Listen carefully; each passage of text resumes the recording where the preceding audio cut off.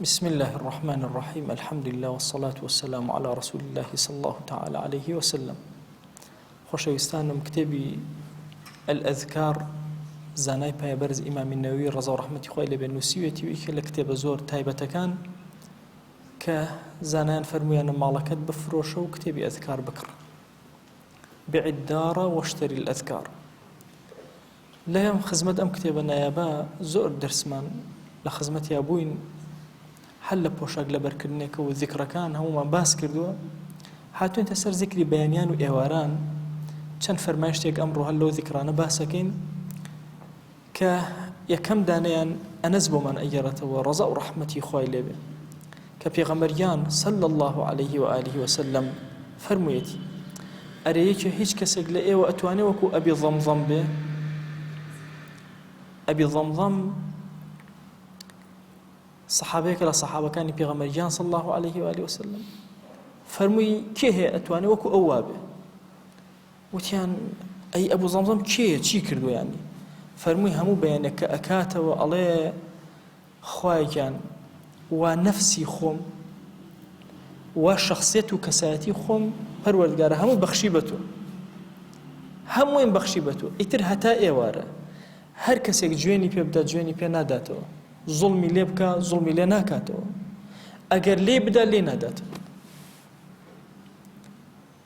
ئەمەیکە لە صفاتە زۆر بەرزەکان واتە بەیانی کەرەوە بە دڵی صاف و پاکەوە، بەیانی بکەرەوە بە دڵی صاف و پاکەوە، هەموو بەیانە بڵێ خوایە هەر کەسێ غیبەتم ئەکا پەروەردگارە عەفو بێ، هەر کەسێ زوڵم لێ ئەکا عەفو بێ، هەموو بەرە دەست خوا، خۆتی لێ قوتار کە بیارە دەست ئەو، با ئەو وەکیل بێ، با ئەو سەرپەرشتی کاری هەموو ئەو شتانە بێ. و هەر کەسێک زوڵمێکی لێ کردی دڵنیا بە نافەوتی، هەموو زوڵمێکە لە ئینسان ئەکرێت خوایەک هەیە کە تۆڵە بکاتەوە بۆ ئەو زوڵم. چاوەڕێی تۆڵەش مەکە، هەر لەبەر خاتی خۆ بڵێ خوایە بەخشیم ئەم کەسەم بەخشی، لە قیامەتە ڕەب العالەمین هەموو کەسیەت ئەو زوڵمی ئەو کەسە زوڵمی لەو کەسە کردووە بەشی خۆی وەرەگرێتەوە، تۆ بڵێ یا ئیلاهی من لە پێناوی توە بەخشیم بە تۆ، زوڵمەکانم بەخشی بە تۆ، تۆ خۆت ئەزانی. ئەبێ خوا چه هیبەیەک و بەخشندەیە بە تۆ بکە. فەرمایشتێکی تر پێغەمبەریان صلی الله عليه و آله وسلم ئەفەرمێ هەر کەسێ ئێوارەی کردەوە 7 جار ئەم دوعای خوێن، ئەم ذیکر، وتي حسبي الله لا إله إلا هو عليه توكلت وهو رب العرش العظيم. 7 جار أميوت پشت و پەنام هەمووی الله هیچ پەروەردگارێک نییە ئەو نەبێ پشتم بەو قایم کردووە ئەو پەروەردگاری عەرشی عەظیم و گەورەیە. ئەفەرمێ كفاه الله تعالى ما أهمه من أمر الدنيا والآخرة. خوای گەورە کفایەتی ئەداتی، كفاه الله خۆی سەرپەرشتی کارەکانێکە، هەممی ئەمر و کاروباری دنیا و ئاخرەتی تەواو هەمووی بەدەست ڕەب العالەمین تەسلیمی خۆیەکە، خوا هەمووی بۆ جێبەجێیەکە. بۆی ئەم دوعایە زۆر گەورەی ئینسان بەیانیان و ئێواران وتمان دوای عەسر هەتا ئێوارە و بەیانیش دوای نوێژی بەیانی هەتا خۆر هەڵدێ، ئەم دوعایە بە دڵ بە ڕۆح بخوێنە حسبي الله لا إله إلا هو عليه توكلت وهو رب العرش العظيم. فەرمایشتێکی تر پێغەمبەریان صلی الله عليه و آله وسلم ئەفەرمێ ئیسنادەکەی ضەعفێکی تایە، ئەبوو هورەیرە بۆمان ئەگەڕێتەوە هەر کەسێک بەیانیان لە سوورەتی غافیر ئاەتی 1 تا 3 بخوێنێ، ئایەتەل کورسیش بخوێنێ، ئەم دوانە بەیانی بخوێنێ هەتا ئێوارە یا ئێوارە بخوێنێ هەتا بەیانی، ئەو نێوانە خوای گەورە خۆی بە تایبەت حیفزی ئەم کەسە ئەکا، حفظ بهما، بەم دووشتە حیفظ ئەبێ. زۆر کاتەوانەی ئەڵێن جنۆ کەوشتیوا چۆتە لاشەیان و ئەوانە، ئەڵێم ئەگەر ڕاز بێ ئەگەر ئەمەت خوێن نابێ بمێنێ، چونکە لە حیفزی خوایە، چونکە ئەم بە یەقینەوە ئەم ذیکرانە ئەخوێن. ئەفەرمێ ئیمامی نەووی ئەم فەرمایشتانەی کە باسمان کرد بەخوا هەر کەسێ بیان خوێنێ کیفایەتێتی، داوا لە زاتی پاکی پەروەردگارەکەین تەوفیقمان بدا بۆی کاری پێ بکەین و کار بە هەموو لایەکی خێرکەین. ئەمە دوعای ئیمامی نەوویە ڕەزا و ڕەحمەتی خوای لێ.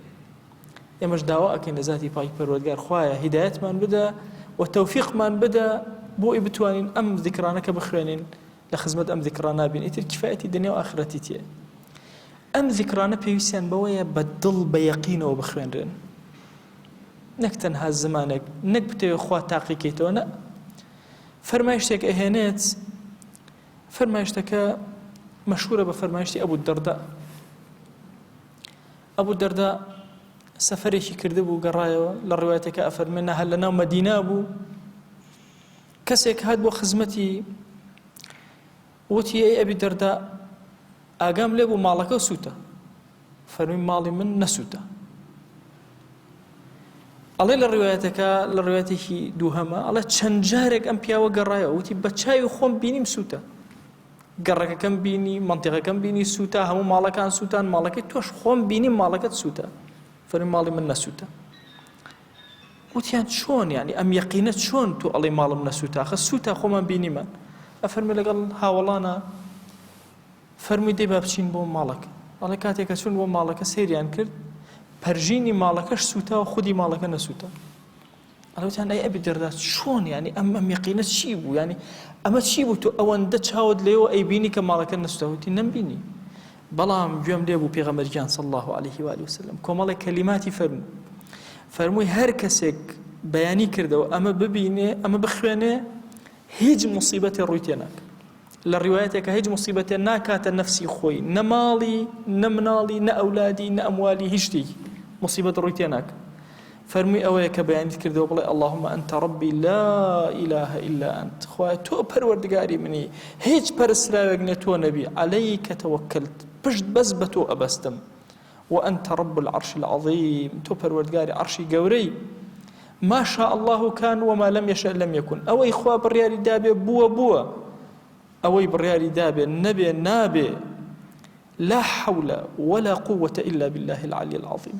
هیچ جوڵە و حەرەکە و هێزێک نییە لەسەر زەویە إلا بەخوا و نەبێ جل جلاله. أعلم أن الله على كل شيء قدير، يقينم هەیە کە خوا دەسەڵاتی بەسەر هەموو شتێکە هەیە، وأن الله قد أحاط بكل شيء علما، خوا جل جلاله الله إحاطي علمي هي بسر هموش تيكي آقالية. اللهم إني أعوذ بك من شر نفسي، دعوة دي أكم بمبارزة يا إلهي لشر خرابي نفسي خم، نفسي إنسان زور بيسة دائما دواك، اللهم إني أعوذ بك من شر نفسي ومن شر كل دابة أنت آخذ بناصيتها. خوايا هرچيش تيك بسر زويا أروا كنيو تواني لجد صلاتي تويا يا إلهي، داوات لي أكم لشر بمبارزة، إن ربي على صراط مستقيم. الرباز ڕێگای پەروەردگار ئەو ڕێبازە مستەقیمەیە کە ئێمە موسڵمان بەسەریا ئەڕۆین و تێ ئەپەڕین. ئەم فەرمایشتە ئەفەرمێ پێغەمبەرگیان صلی الله عليه و آله وسلم هەر کەسێ خوێندی لە ڕوایەتێکە ئەفەرمێ لم يصبه في نفسه ولا أهله ولا ماله شيء يكرهه، هەر شتێ ئەم پێ ناخۆش بێ لە نەفسی خۆیە، لە ئەهل و ماڵ و مناڵیە، لە ماڵ و سەرۆت سامانە قەت تووشی نابێ. وەرام ذیکرە لەبەر کە چەند ئاسان بیخوێنە، بەڵام ئەبوو دەردە ئاسا بیخوێنە، مەترسە، مەیە خوا تاقی کەرەوە. ئەم فەرمایشتانە زۆر فەرمایشت عەرزم کردن کە خوای گەورە بۆ حیفزی ئینسانی داناوە کە ئینسان ئەپارێزێ. و ئیمام ابن القیم ڕەزا و ڕەحمەتی خوای لێبێ ئەفەرمێ قەزای خوایەتە خوارەوە هەموو بەیانیەک، دوعاکان و ئەذکاری ئینسان چۆن کۆمەڵێ تیر لە زەویەوە بەرزکەیتەوە، ئەفەرمێ ئاوا قەزاکان ئەگەڕنەوە لای ئەدەن لە ئینسان. ئەم ذیکرانە بخوێنە بۆی پارێزراوە بی، خۆت ماڵ و مناڵت سەروەت و سامانت ئەچیتە ناو بازاڕ و ئەم ذیکرانە بە خوێندە بێ، بەخوا شتێک کە پێت ناخۆشە هەر شتێ بێ نایەتەڕێت، بەڵام ئەبێ بەم یەقینەی ئەبوو دەردە ئاساوە بە چاوی خۆی خەڵک بینە ماڵەکەت سوتاوە ئەم بڵێ نەسوتەوە، ئەم هاواری ئەوەکە نەسوتەوە. هەموو ئەو ذیکرانەی کەوتومان هەموو شتانی ئاسان چەندێ پێت کرا لە دوای نوێژی بەیانی هەندێک لەم ذیکرانە بخوێنە. ئەگەر خوا تەوفیقی دای هەموویت خوێن کتابی ئەذکار بێنە دەست پێ بکە، ذیکری بەیانیان و ئێواران هەموو بخوێن، نەتوانی هەندێکی کەمیشیان بێت لەبەری کە بیخوێنە تەرکی نەکەی. ئەمە خواردنی بەیانیانە. ئیبن تەیمیە ڕەحمەتی خوای لێبێ ئەیفەرموو نانی بەیانیمان خوارد، واتە نانی معنەوی، اینجا ئێستا کاتی ئەوەیە نانی مادی بەیانی بخۆین، واتە ذیکرەکانمان خوێند، اینجا بسم الله ڕۆژێکی نوێمان کرد. بۆیە ئینسانی موسڵمان ڕەبتی لەگەڵ ئەذکارەکانە ڕەبت و پابەندیەکە کە ناتوانێت لێگەڕێ، ناتوانێت وازی لێبێنێ. ئێمە چین ئەی ئینسان ئەگەر حفظی خوا و پاراستنی خوا نەبێ جەل جەلاله. بۆیە هەمومان پێویستمان بە قەڵای حفظی ئیلاهی هەیە، پێویستمان بە خوێندنی ئەم ئەذکارانە هەیە، لەعەلە ڕەب العالەمین دەرگاکانی خێر بەسەرمانە ئەکاتەوە.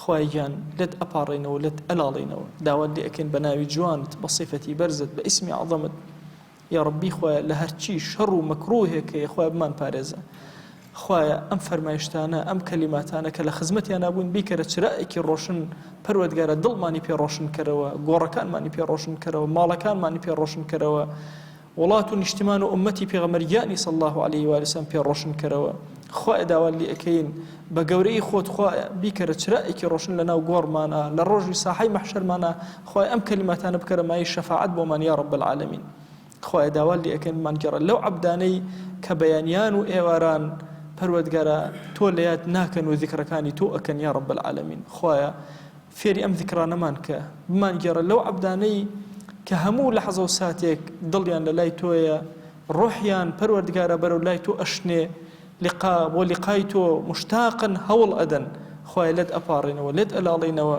هەرچی چاکەی دنیا و ئاخرەتە بە قسمەتمان کە سەربەرزی ئەم دنیا ئەو دنیامان کە ئەم کەلیماتانە و تەواوی کەلیماتی ترمان لێ قبوڵ کە هەر یەکێک لەو گەنجانەی کە ماندوو ئەبن لە بڵاوکردنەوەی ئەم وانە و دەرسانە یا ڕەبی خوایە داوات لێ ئەکەین بە گەورەی خۆت بە ڕەحمەتی خۆت هەمان ئەو ئەجرەی کە بۆ ئیمامی نەوید نووسی هەمان ئەو ئەجرەی ئەو قبوڵەی کە بە ئیمامی نەویددا بە منیش و بە هەر هەموو ئەوانش بدە کە گوێمان لێ ئەگرن ئەوانەی کە بڵاوی ئەکەنەوە خوایە لێمان خۆش بە خوایە لێمان خۆش بە خوایە لێمان خۆش بە کۆتایی دەرسەکە بە سەڵەواتی مانگی مەولودی هەڵەبجە ئەڵێن پەروەردگارە داوات لێ ئەکەین بە ناوی جوانت بە صیفەتی بەرزە بە ئیسمی عەظەمت بە ئەندازی دەنگی هەنارەکانی هەڵەبجە سەڵەوات ئەنێرین و سەلام ئەنێرین بیگەێنە بە دیداری پێغەمبەری خوا صلی الله عليه و آله وسلم خوای یەک ناومان لە خزمەتی ئەو سەروەر و سەردارەمانە بێنە وصلى الله على سيدنا محمد وعلى آله وصحبه وسلم